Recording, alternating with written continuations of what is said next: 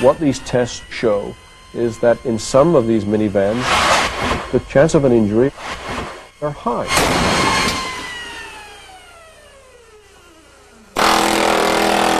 Dateline cameras are behind the scenes at one of the most modern automobile crash test centers in the world. It's not even budget.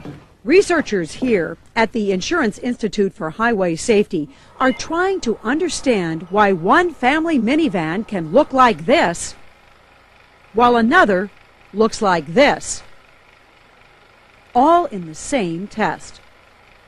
There's just no room left back down here. I believe that that foot is separated from the leg. Load it up and have a ball. The commercials say they're the perfect family car for the 90s. Millions on the road, many driven by mothers with their kids. So how well would a minivan protect you in a serious crash at 40 miles an hour? Other way. The Institute is about to find out. Boy, that's right on the money. It's funded by insurance companies and says its goal is to cut the cost of insurance claims by making cars safer. It will be testing some of the most popular minivans in America. The Dodge Grand Caravan, the Ford Aerostar, the newly designed van from General Motors, the Pontiac Transport. 9 minivans in all. Every one of these vans meets federal regulations. The question is, can they pass a test the government doesn't do? 2 years ago, the Institute began what it calls a revolutionary new series of crash tests, very different from the government's. The government tests cars by running them head-on into a flat wall, the force spread evenly across the front. But in any junkyard, you'll see many accidents don't happen that way. So the Institute tests cars by hitting a wall off-center. Offset, it's called, concentrating the forces on just one side. The test is carefully designed to simulate what happens if 2 cars hit like this, driver to driver at 40 miles an hour. We've chosen a speed that is representative of serious real-world crashes. And the Institute's Brian O'Neill says some cars do well in the new test. This is the Ford Windstar. This is by far the best performer. There's plenty of damage, but O'Neill says it's distributed around the driver, not into him. The safety cage holds. Any injuries at all to the dummy? The injury measures on this dummy were all low, indicating that there was no significant risk of injury to any body region. The Ford Windstar survives this crash. No serious injuries, not even to the legs. But how well will the other minivans hold up? Torso angle? The Institute bought these brand new minivans right off dealers' lots. Each one will be tested at the same speed, same angle, same conditions. Dateline had no say in how the cars were chosen, tested, or evaluated. The car is good. 3, 2, 1.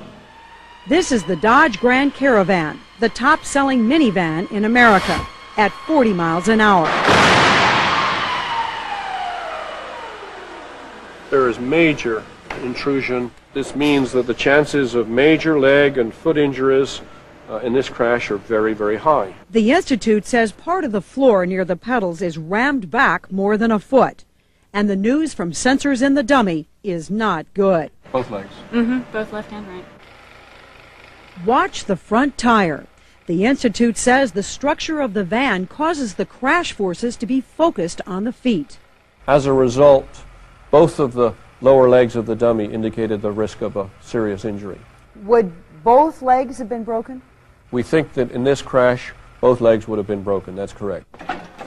Remember, the Ford Windstar protected the dummy's legs. In the same test, the Dodge Caravan didn't. This is the Chevrolet Astro, also called the GMC Safari.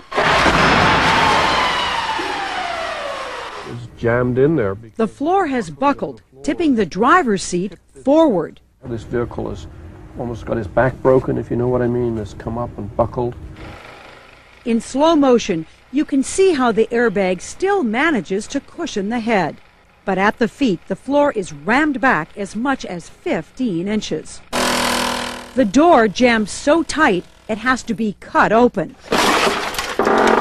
The Institute says one leg is probably broken. But remember, this dummy is the size of an average man. What would have happened if this had been a woman, shorter and lighter? The shorter woman would presumably have the seat further forward, so there would be even less space. As the seat's pitching forward, the steering wheel is coming back and up. This is a problem when we're losing what we call the survival space. This is the Aerostar, an older design from Ford. Remember, the minivans are being tested at 40 miles an hour. This is extremely unusual because the steering wheel is in the lap of the driver. The steering wheel has snapped off. In slow motion, you can see it happen. The steering column going upward as the driver's face is going forward into the airbag. It bottoms out the airbag and actually breaks the steering wheel off the column. But amazingly, O'Neill says, the airbag still manages to catch the head and cushion the blow just enough. The forces on the driver's head were too high, but they were not high enough to produce a very serious injury. Says a lot about airbags, doesn't it? Absolutely, because this is what airbags are all about. Again, the door has to be pried open. Measurements show the floor has been rammed back as much as 15 inches. The computer says the left leg is probably broken. The Institute says this minivan fared even worse, the Toyota Previa. This is the worst we've seen, I think. This is just looking terrible. I mean, the steering column is almost up in the roof. And the seatbelt has allowed the dummy to slip down, the legs wedged against the dashboard. One is probably broken. And just watch what happens to the dummy's head. The driver, dummy in this crash, got some high forces on the head and the neck, troubling forces. It's hard to predict precisely what kind of injury that would produce, but there would be head and neck injury in this crash. Ironically, the man in charge of these tests owns a minivan like this one. Now, he's selling it. When I saw the results of this test, I decided this is not a vehicle for my family. Remember, there was a minivan that did well in this test. The Ford Windstar protected every part of the body. In the Toyota Previa, the Institute says there's a chance the head, neck, and legs all were